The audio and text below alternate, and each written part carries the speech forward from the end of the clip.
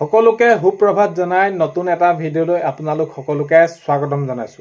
আশা কৰিছো নিশ্চয় আপোনালোক সকলো ভালে আছে, ভালে থাকক, ভালে থকাটো বিচাৰো। আজি হৈছে 13 মে ৰাতিপুৱাৰ কেইটামান গুৰুত্বপূৰ্ণ খবৰ আপোনালোকক লৈ আহিছো। আপোনালোকে ভিডিঅ'টো শেষলৈকে চাব বুলি আশা কৰিলো। শেষত আপোনালোকৰ মন্তব্য কমেণ্টৰ জৰিয়তে জনাবলৈ নাপাহৰিব। আৰু আপোনালোকে যদি এই প্ৰডাক্টটো কিনো বুলি ভাবিছে, ডেছক্ৰিপশ্যনৰ লিংকটো আছে, আপোনালোকে তাতে চাব পাৰিব। আৰু কিনাতে আপোনালোক দেখাই আছে প্ৰডাক্ট ভিউ প্ৰডাক্ট বুলি, তাতে আপোনালোকে ক্লিক কৰিলে চাব।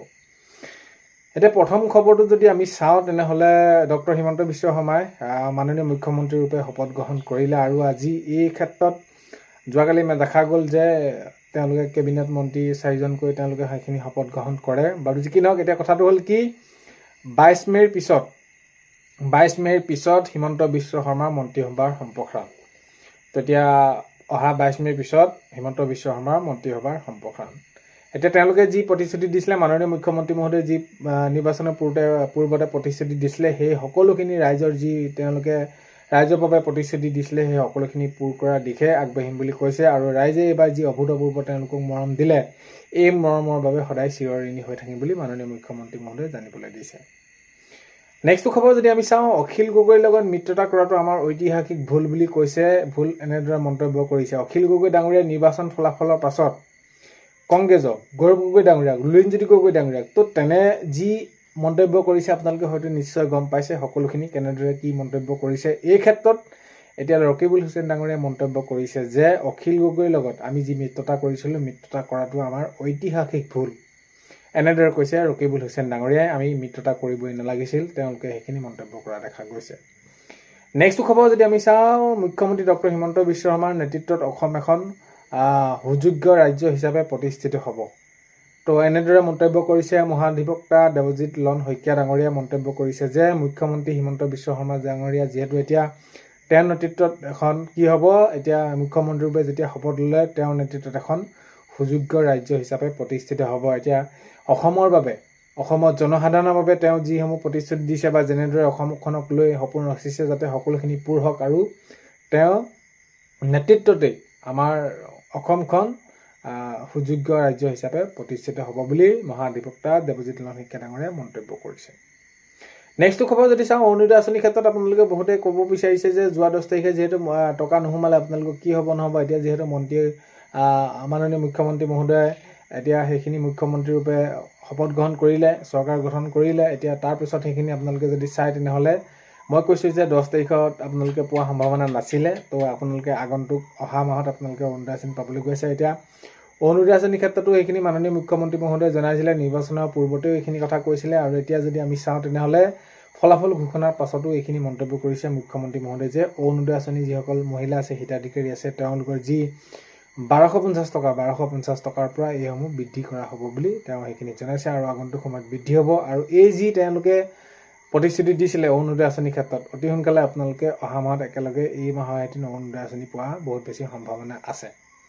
আৰু ইয়াৰ সমান্তৰালকৈ যদি আমি চাওঁ তেনেহ'লে মহিলাসকলৰ বাবে মুখ্যমন্ত্ৰী মহিলা উদ্যমিতা আঁচনিৰ জৰিয়তে যি 10,000 টকা দিছিলে লাখপতি বাইদেউ, তো সেই 10,000 টকাৰ পৰা বৃদ্ধি কৰি এটা 25,000 টকা দিয়াৰ ক্ষেত্ৰত মাননীয় মুখ্যমন্ত্ৰী মহোদয়ে জনাইছে। আৰু এতিয়া হয়তো আপোনালোকে 10,000 পোৱাৰ পিছত আপোনালোকে কোনোবাই ধৰি লওক ছাগলী, কোনোবাই গাহৰি, কোনোবাই কুকুৰা, এনেদৰে আপোনালোকে নিজৰ কামত সেইখিনি আপোনালোকে কাম কৰিছে। এতিয়া কথাটো হ'ল যে আপোনালোকৰ এই কাম কৰাৰ পাছত আপোনালোকে এতিয়া হয়তো আপোনালোকৰ ঘৰে ঘৰে ফটো মাৰিবলৈ গৈছে।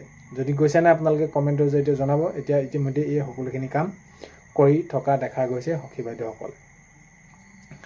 নেক্সট খবৰ যদি চাওঁ, দিন ৰাতি একাকাৰ কৰি কষ্ট কৰাৰ এয়া এক সুফল।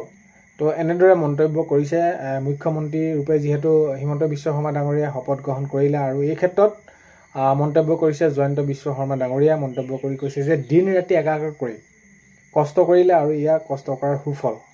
যিহেতু এতিয়া দ্বিতীয়বাৰৰ বাবে মাননীয় মুখ্যমন্ত্ৰী মহোদয়ৰ ৰূপত দেখা পাম আমি ডক্টৰ হিমন্ত বিশ্ব শৰ্মা ডাঙৰীয়াক আমি দেখিছোঁ, শপত গ্ৰহণ যোৱাকালি হৈ গ'ল। আৰু এই ক্ষেত্ৰত কৈছে যে দিন ৰাতি হয়, আমি যদি চাওঁ তেনেহ'লে ৰাইজৰ বাবে, ৰাইজক যি যোৱা প্ৰতিশ্ৰুতি দিছিলে সময়খিনিত, সেই সকলোখিনি কৰিবৰ বাবে সেইখিনি তেওঁলোকে দিন ৰাতি একাকাৰ কৰিছিল। আৰু সেইবাবে এতিয়া এইবাৰ ৰাইজে যি অভূতপূৰ্ব তেওঁলোকক সঁহাৰি দিলে, সেইখিনি আৰু মই বিশেষ বহলাই কোৱাৰ প্ৰয়োজন নাই। এতিয়া এই ক্ষেত্ৰত জয়ন্ত বিশ্ব শৰ্মা ডাঙৰীয়াই মন্তব্য কৰিছে যে দিন ৰাতি একাকাৰ কৰি কষ্ট কৰাৰ এয়া হৈছে এক সুফল। নেক্সট খবৰ হৈছে দেউতাই বহুত কষ্ট কৰিছিল, মুখ্যমন্ত্ৰী হিচাপে দেউতাই অসমৰ কাৰণে ভাল কাম কৰি যাওক, এনেদৰে জনাইছে মুখ্যমন্ত্ৰী মহোদয়ৰ পুত্ৰ পুত্ৰই তেনেদৰে মন্তব্য কৰিছে। তো যিহেতু দেউতাই বহুত কষ্ট কৰিছিল অসমবাসীৰ বাবে, ৰাজ্যবাসীৰ বাবে, আৰু সেইকাৰণে আগন্তুক সময়ত আমি ভাল কাম কৰি যোৱাটো বিচাৰোঁ, এনেদৰে জনাইছে মাননীয় মুখ্যমন্ত্ৰী মহোদয়ৰ পুত্ৰই। তো এনেদৰে কৈছে যে ৰাজ্যবাসীৰ বাবে, ৰাজ্যখনৰ বাবে সকলোখিনি ভাল কাম কৰি যাওক আৰু ভগৱানে মংগল কৰক, এনেদৰে জনাইছে তেওঁ। নেক্সট খবৰ যদি আমি চাওঁ, মুখ্যমন্ত্ৰী হিমন্ত বিশ্ব শৰ্মালৈ শুভেচ্ছা আৰু অভিনন্দন জনাইছে। হয়, এতিয়া এইখিনি ক্ষেত্ৰত মন্তব্য কৰিছে ৰকিবুল হুছেইন ডাঙৰীয়াই। ৰকিবুল হুছেইন ডাঙৰীয়াই কৈছে যে মুখ্যমন্ত্ৰী হিচাপে যিহেতু শপত গ্ৰহণ কৰিলে ডক্টৰ হিমন্ত বিশ্ব শৰ্মা ডাঙৰীয়া, আৰু এই ক্ষেত্ৰত আমি শুভেচ্ছা আৰু অভিনন্দন আমাৰ ফালৰ পৰা আছে। যিসমূহ ৰাইজক প্ৰতিশ্ৰুতি দিছিলে, নিৰ্বাচনৰ পূৰ্বে যিসমূহ প্ৰতিশ্ৰুতি দিছিলে বা যিসমূহ কাম কৰিব লগা আছে, এইসমূহ কাম কৰি যাওক, তেওঁলোকে শুভেচ্ছা থাকিল। আৰু আমাৰ এই যি আমি এইবাৰ ফলাফল পালোঁ, হয় আমি সেইটো স্বীকাৰ কৰি লৈছোঁ। আমি আগন্তুক সময়ত ৰাইজ হৈ, জনসাধাৰণ হৈ আমি কেনেদৰে আগবাঢ়ি যাব পাৰোঁ, এইখিনি ক্ষেত্ৰতো মন্তব্য কৰিছে ৰকিবুল হুছেইন ডাঙৰীয়াই। ৰকিবুল হুছেইন ডাঙৰীয়াই মন্তব্য কৰি কৈছে যে আমি আগন্তুক সময়ত আমাৰ এইখিনি ক্ষেত্ৰত দিশসমূহ চাব লাগিব, যে আমি ক'ত কি কেনেদৰে ভুল কৰিলোঁ বা কি কেনেদৰে আৰু কৰিব পাৰি। তো মুখ্যমন্ত্ৰী হিমন্ত বিশ্ব শৰ্মালৈ শুভেচ্ছা আৰু অভিনন্দন জনাইছে ৰকিবুল হুছেইন ডাঙৰীয়াই। নেক্সট খবৰ যদি চাওঁ, নগাঁৱৰ ডকাইতি কাণ্ডৰ বাবে এইখিনি এতিয়া দোষীয়ে শাস্তি পাব লাগে। নতুন চৰকাৰক এনেদৰে তেওঁলোকে অনুৰোধ কৰিছে স্বামীয়ে। যিহেতু এই যি নগাঁও যিটো ভয়ংকৰ এটা ডকাইতি কাণ্ড হৈ গ'ল, সেই ডকাইতি কাণ্ডত যিহেতু পত্নীগৰাকী মৃত্যু হ'ল আৰু মহিলাগৰাকী, তো এই ক্ষেত্ৰত এতিয়া স্বামীয়ে জনাইছে যে এই যি নতুন চৰকাৰ বা মাননীয় মুখ্যমন্ত্ৰী মহোদয় হিমন্ত বিশ্ব শৰ্মা ডাঙৰীয়াৰ নেতৃত্বৰ চৰকাৰ যিহেতু গঠন হৈছে, এই যি ডকাইতি কাণ্ডৰ লগত জড়িত এইকেইটাই যাতে কোনো কাৰণতে জামিন নাপায় বা এইকেইটাই দোষীয়ে শাস্তি পাব লাগে বুলি তেওঁ কৈছে। তো এই ক্ষেত্ৰত নিশ্চয় সিদ্ধান্ত গ্ৰহণ কৰিব আৰু দোষীয়ে শাস্তি পোৱাটো আমি সকলোৱে বিচাৰোঁ। তো যাতে এনেকুৱা ধৰণৰ ঘটনা আগন্তুক সময়ত যাতে আৰু নহওক, এনেকুৱা ঘৃণনীয় ঘটনা। নেক্সট খবৰ যদি আমি চাওঁ, তেনেহ'লে চৰকাৰী ঘৰৰ বাবে আপোনালোকে যদি জিঅ'টেক কৰিছিলে, তেনেহ'লে আপোনালোকৰ বাবে বহুত বেছি ভাল খবৰ। এতিয়া লাখ লাখ পৰিয়াললৈ চৰকাৰী ঘৰৰ বাবে এইখিনি আহিবলৈ গৈ আছে। লাখ লাখ পৰিয়ালে চৰকাৰী ঘৰ পাব আগন্তুক সময়ত। যদি জিঅ'টেক কৰিছিলে, জিঅ'টেক কৰাৰ পাছত যদি আপোনালোকে সঠিক এজন